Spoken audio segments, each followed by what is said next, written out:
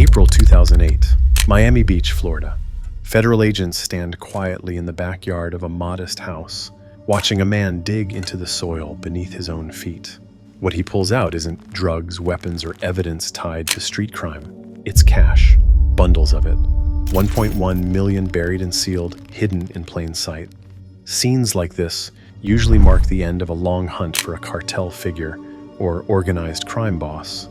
But the man holding the shovel is neither. He is a paid informant for the Federal Bureau of Investigation. His name is Albert Gonzalez. For nearly 3 years, Gonzalez had worked closely with federal agents, advising them on cybercrime, online fraud rings, and the hidden economy of stolen credit card data. He was paid by the government, trusted inside investigations, and treated as a technical guide in a world law enforcement barely understood at the time. During that same period, he was secretly orchestrating the largest retail hacking operation in American history. The betrayal was not impulsive, it was structural. Gonzalez first came onto the radar of authorities in the mid-2000s, when cybercrime was still fragmented and poorly mapped. Credit card fraud existed, but it was scattered. Small crews, limited reach, and inconsistent methods. Gonzalez, however, understood something deeper. He understood scale. He understood that retail networks, not banks, were the soft underbelly of the financial system.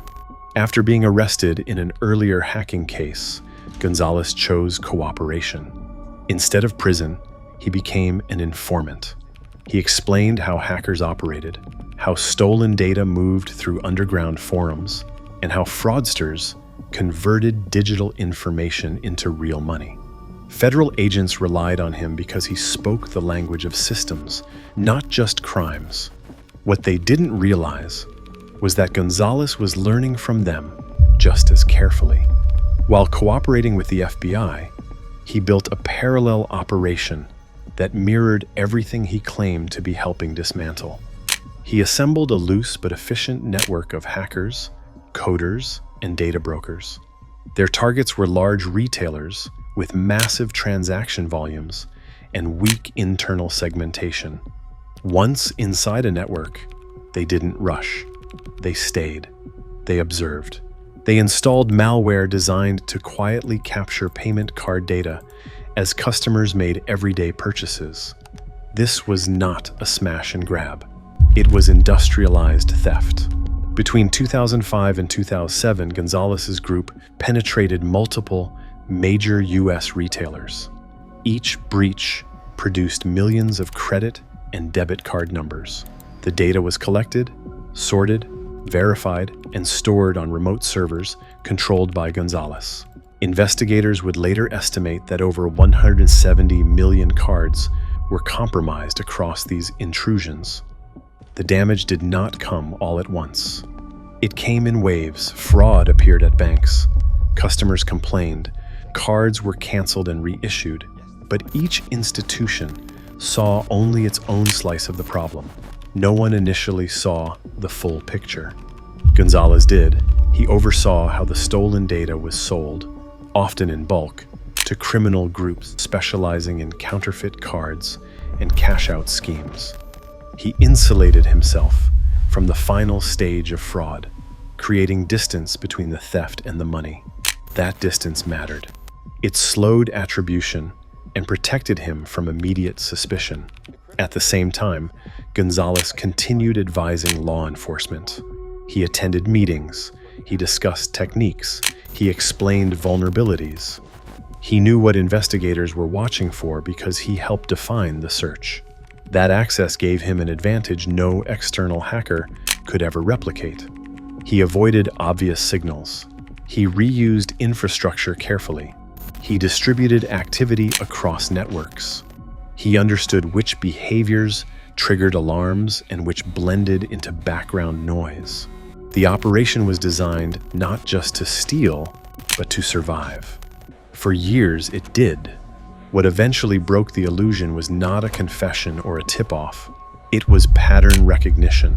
Security firms and investigators began comparing breaches and noticed something unsettling. Data stolen from different retailers, in different states showed similar technical fingerprints: malware behavior, server configurations, operational habits. Code, like handwriting, carries tendencies. As analysts stacked incident on incident, those tendencies became visible. A small detail in how data was packaged, a recurring server behavior, a habit that appeared across breaches that should have been unrelated. Alone, it meant nothing. Together, it formed a trail. That trail led back to Gonzalez. When agents confronted him in 2008, the scope of the deception became impossible to deny. The buried cash in Miami Beach was not the crime. It was confirmation, a visible endpoint to years of invisible theft. Court filings would later reveal more than $400 million in losses tied to the operation, making it one of the most damaging cybercrime cases in U.S. history. The fallout was immediate and lasting. Retailers accelerated security upgrades, banks pushed for new standards, payment networks moved away from magnetic stripe cards toward chip-based systems designed to reduce the value of stolen data. The entire payments ecosystem changed because it had to. Gonzalez's case forced law enforcement to confront an uncomfortable truth. Technical expertise without oversight is a vulnerability. Informants who understand systems can exploit them from both sides. Trust, once given, becomes leverage. Albert Gonzalez did not just steal data. He exposed how modern systems fail when speed, scale, and trust intersect. And every time someone taps a chip card today, they are interacting with defenses built in response to what he did. This wasn't just a crime. It was a lesson the system learned the hard way. The arrest in Miami Beach did not immediately end the story. It opened it. Once Albert Gonzalez was in custody, investigators began unpacking years of activity that had been deliberately compartmentalized. What looked like a single betrayal quickly expanded into a map of interconnected breaches, shadow networks, and systemic blind spots that law enforcement had underestimated for years. As prosecutors assembled the case, they focused on something more damaging than stolen money. They focused on access. Gonzalez had not simply evaded detection, he had operated with knowledge that most criminals never acquire. As an informant for the Federal Bureau of Investigation, he understood investigative pacing, surveillance priorities, and how cases were typically built. He knew which signals drew attention and which disappeared into background noise. That insight shaped how his operation was designed. The technical side of the case revealed just how methodical the thefts had been. Gonzalez's group exploited weak wireless security at retail locations, often using outdated encryption standards that were still widely deployed in the mid-2000s. Once inside a network, they avoided actions that would trigger alarms. Malware was installed quietly, designed to capture payment card data directly from memory as transactions were processed. Nothing was disrupted, nothing appeared broken. The system kept working, even as it was being drained. This approach allowed the breaches to persist for months at a time. Retailers did not see a single catastrophic failure. They saw normal operations. Fraud appeared later, downstream, at banks and card issuers, long after the original intrusion. That delay fractured accountability. Each institution saw symptoms, but not the source. Gonzalez managed the stolen data like inventory. Card numbers were validated, sorted, and sold in tiers based on freshness and geographic relevance. Buyers ranged from mall fraud crews to larger criminal groups specializing in mass counterfeit production. Gonzalez rarely interacted with cash-out operations directly. He positioned himself upstream, where risk was lower and control was higher. This structure mattered in court. Prosecutors were able to demonstrate that Gonzalez was not a peripheral participant or technical assistant. He was the organizer, the central node, the one coordinating infrastructure, personnel, and monetization. The informant label did not mitigate responsibility. If anything, it aggravated it. As evidence mounted, Gonzalez's legal strategy shifted. Faced with overwhelming digital records, server logs, and cooperating witnesses, he chose to plead guilty to multiple counts, including wire fraud, computer hacking, and aggravated identity theft. The plea agreements laid out the scope of the damage in stark terms: over 170 million credit and debit card numbers compromised, more than 400 million in losses, multiple Fortune 500 companies affected. Sentencing hearings exposed another uncomfortable layer. Despite orchestrating one of the largest cybercrime operations in history, Gonzalez did not live extravagantly. He had buried cash, he had savings, but there were no mansions, no luxury fleets, no public display of wealth. The operation appeared driven less by lifestyle and more by compulsion. Prosecutors described behavior that looked obsessive, repetitive, and detached from conventional reward. In 2010, Gonzalez was sentenced to 20 years in federal prison, one of the longest sentences ever handed down for cybercrime in the United States at that time. The court emphasized deterrence. This was not just punishment for past harm, it was a message about future risk. The sentencing marked the end of Gonzalez's freedom, but not the end of his impact. In the aftermath, the payments industry underwent rapid change.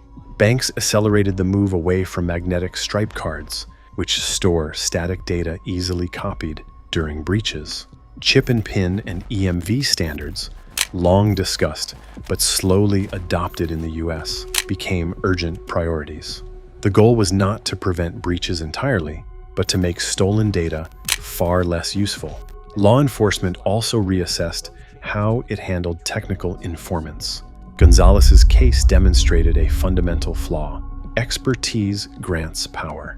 When that power is embedded inside investigations without sufficient oversight, it can be turned outward. Informants who understand systems deeply can exploit the same gaps they are supposed to expose.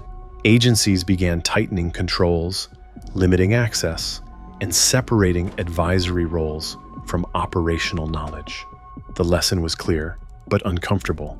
Trust, once extended, must be continuously verified. The broader implication reached beyond cybercrime. Gonzalez had not used zero-day exploits or classified tools. He had relied on free or widely available software, standard networking techniques, and predictable institutional behavior. The sophistication came from coordination, patience, and understanding incentives. This reframed how investigators thought about threat actors. The danger was not only elite hackers with advanced resources. It was individuals who understood systems well enough to stay invisible while doing enormous damage. Years later, Gonzalez's name still surfaces in discussions about cybersecurity failure. Not because he was uniquely brilliant, but because he demonstrated how scale emerges when small weaknesses align. Weak encryption, delayed detection, fragmented oversight, trust without verification. Individually, each flaw was manageable. Together, they were catastrophic. The most unsettling aspect of the case remains its simplicity. There was no dramatic breach of a central bank, no single night of chaos. The theft unfolded quietly, transaction by transaction, purchase by purchase, while millions of people went about their lives, unaware that their financial data had already been copied and sold. Gonzalez did not break the system by force. He learned how it behaved and used that knowledge repeatedly until the cost became undeniable. And that is why his story continues to matter. Because the tools he used were not exotic. The vulnerabilities he exploited were not rare. What made the damage historic was time, scale, and the illusion of safety. The system adapted, but only after it was wounded, and the wound left a scar that still shapes how money moves today.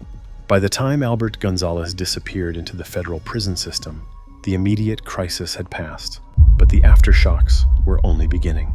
The companies affected by his operation were no longer focused on attribution or punishment. They were focused on survival. Trust had been damaged, and restoring it required structural change. not statements or apologies. Banks and payment networks reached a conclusion they had resisted for years. Magnetic stripe cards were fundamentally insecure. Once data was stolen, it could be reused endlessly. The breaches Gonzalez orchestrated proved that perimeter security alone was not enough when the data itself never changed. Static information had become a liability. This realization accelerated the adoption of EMV chip technology across the United States. Unlike magnetic stripes, chip cards generate unique transaction codes that cannot be reused if intercepted. Even if a breach occurs, the stolen data becomes far less valuable. This shift was expensive, disruptive, and overdue. It happened not because of regulation, but because failure had become too costly to ignore. Every time a consumer taps or inserts a chip card today, they are interacting with defenses built in response to the damage caused by cases like Gonzalez's. The technology is not perfect, but it reflects a lesson learned the hard way. Data that never changes cannot be protected forever. Law enforcement also changed, though more cautiously. The Gonzalez case exposed how deeply agencies had relied on informants with technical expertise without fully understanding the risks. Informants were no longer treated as passive sources. Their access was narrowed. Their activities were monitored more closely. Advisory roles were separated from operational insight. The uncomfortable truth was that Gonzalez had not bypassed safeguards. He had been invited past them. His value as an informant created blind spots. Oversight mechanisms assumed good faith rather than accounting for the possibility of dual intent. That assumption failed.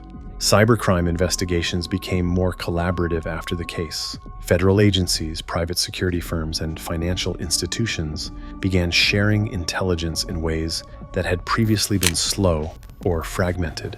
The belief that any single organization could see the whole picture was replaced by an understanding that modern threats cross institutional boundaries. Yet the core vulnerability Gonzalez exploited never fully disappeared. Systems still rely on signals. Institutions still trust patterns. Detection still lags behind exploitation. The difference is awareness. Today, those gaps are acknowledged rather than denied. Gonzalez's story also reshaped how cybercriminals were perceived. He did not fit the stereotype of a foreign adversary or a shadowy collective. He was domestic, technically literate, and embedded within legitimate processes. His case forced a recognition that threats can emerge from inside the system as easily as outside it. The scale of his operation remains difficult to grasp. One individual, using widely available tools, exploited weaknesses that affected hundreds of millions of people. The damage was not immediate or visible. It unfolded quietly, transaction by transaction, until it became undeniable. That quietness is what makes the case enduring. There was no single moment of collapse, no dramatic blackout, no instant reckoning, just a slow accumulation of harm that only became visible once it reached historic proportions. Albert Gonzalez did not invent hacking, fraud, or identity theft. What he demonstrated was how those activities could be industrialized when scale, patience, and insider knowledge converge. He showed that modern systems fail not only through attack, but through assumption. Assumption that trusted actors remain trustworthy. Assumption that complexity equals security. Assumption that detection will arrive in time. Those assumptions were wrong. The most lasting legacy of the case is not technological. It is psychological. Institutions learned that confidence can be misplaced, that expertise can be weaponized, and that systems designed for efficiency often underestimate persistence. Gonzalez is serving his sentence largely out of public view. His name surfaces occasionally in academic papers, cybersecurity briefings, and internal training sessions. Not as a myth, but as a case study. A reminder of what happens when incentives, access, and trust align in the wrong way. The The story does not end with closure, it ends with vigilance. Because the tools Gonzalez used still exist. The networks he exploited are still in use. The pressures that encourage speed over scrutiny have only intensified. Technology has moved forward, but the fundamental challenge remains the same. How do you secure a system built on trust without destroying the trust that makes it usable? That question sits at the heart of modern cybersecurity. It is the question Albert Gonzalez forced the world to confront, not through ideology or spectacle, but through quiet repetition. And that is why his story still matters. Not because it was unique, but because it was possible.